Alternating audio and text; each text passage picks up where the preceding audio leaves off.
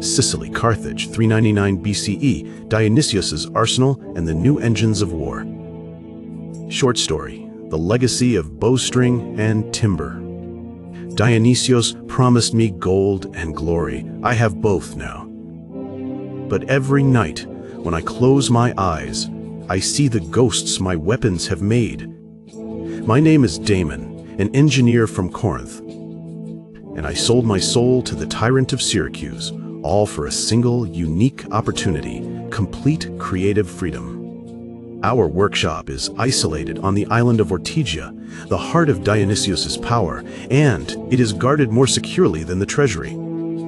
The air here is always thick with the smell of cedar wood, the sting of burnt metal, and the sweat of hundreds of the finest craftsmen in the Greek world. We came from everywhere, drawn by the promises of Dionysius like moths to a flame. The day I left Corinth, I told myself I was using my talents to serve the great cause of the Greeks, to fight our ancestral enemy, Carthage. Now, surrounded by blueprints and models, I am no longer so sure. I live and breathe my machines. By day, I command the craftsmen, their hammers and chisels composing my own private symphony. At night, under the flickering oil lamps, I continue to sketch, to calculate, to find ways for these engines to strike farther, harder.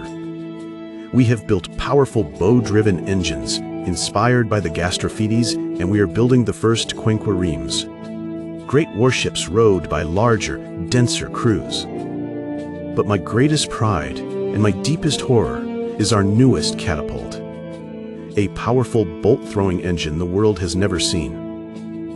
On the day of its first test, the entire island seemed to hold its breath. Dionysius and his generals stood on a high platform, while I stood beside my creation. Feeling the strain in every timber and cord as the machine was drawn back. When I gave the signal, the soldiers turned the winches, their creaking like the groans of a monster about to be unleashed. Then a sharp, deadly crack. A heavy bolt leapt from the track and tore through the air. It struck the replica wall with such force that wood splintered and stone chips burst outward in a cloud of dust. When the dust finally settled, the shield fixed to the wall had been punched through, and the masonry behind it was scarred and broken. A roar of cheers erupted. The generals slapped each other on the back, while Dionysius looked at me, with the blazing eyes of a conqueror who had found his sword.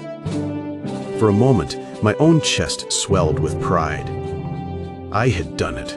I had turned the laws of physics into a god of war. But then, that pride began to crack.